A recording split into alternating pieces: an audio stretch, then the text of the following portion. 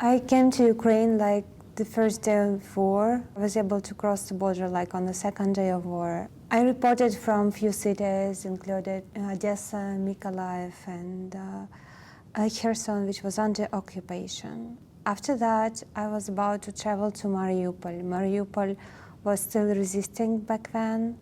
A day before my trip, I got a call from my colleague from Novaya Gazeta, and she told me that her sources contacted her and told her that Kadyrovtsi, it's like a Chechen subdivision of National Guard, Russian National Guard. They have an order to find me, and they also have an order not to arrest me, but to kill me. So you managed to get out of Ukraine with your life, but then you were targeted again once you were in exile. I was in Germany, and I joined because my newspaper Novaya Gazeta was shut down.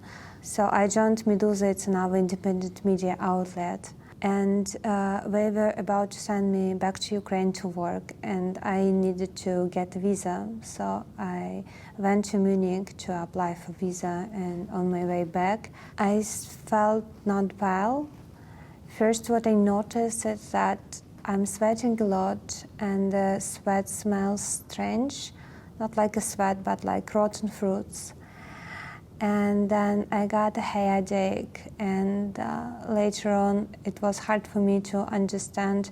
It's like hard to orient in the space, like where to go. I couldn't really understand how I can get home from the railway station. And then I approached doctors, and of course their first guess wasn't poisoning either, but in 2.5 months of testing, they said that poisoning is the most likely explanation, and actually the only explanation. Now you've published your first book called I Love Russia, which in some ways is a memoir and also a compilation of many of those stories. It's not only my personal story, it's also personal stories of so many different people. And for me, it's crucial to share these voices, because I believe to understand these people, their fears, their hopes, their expectations, and how these expectations are failing. I mean, it's as important to understand Putin, for example. You've said of Vladimir Putin that he's a symptom, that he's not really the root problem. I mean, we have fascism in Russia, and though the role of Putin is enormous, and he did so much to create it, the seeds grew really deep. To remove Putin right now, it's not a solution. I mean, it will solve a lot of things. It would end the Ukrainian war for sure, but would it cure us as a society? No.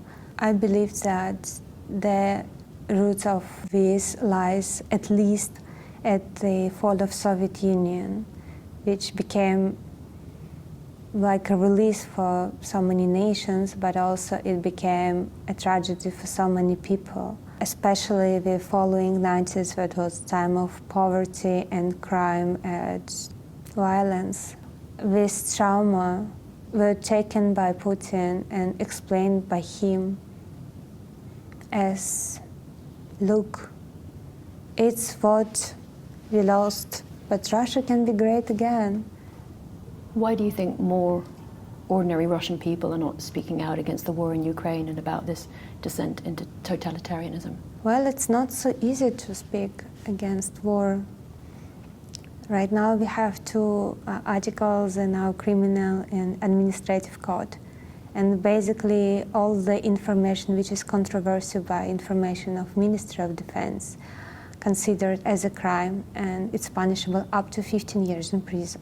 We have forbidden words like war, occupation, annexation, but people are still resisting, and they will. I mean, I know about 20,000 Russians who've been detained since the beginning of invasion, who were actively protesting against the war. And I know a lot of anti-war initiatives, like feminist anti-war movement and some other initiatives, but where I work is not so public for obvious reasons. And it's also personally affected me like many other Russians. Like my mom is watching TV, like all people of her generation. And it's poisoning her. She has completely different picture of what's happening. When I was in Ukraine and I was reporting from Ukraine, she was calling me and explaining me what actually I see, because she saw it on TV and she wanted to explain me what I see. No one is immune against fascism. Everybody can get it right in their home. If I could send a message to my past, it would be hysterical if you need to fight for your country because you can lose it. And I want my readers to be very alarmed.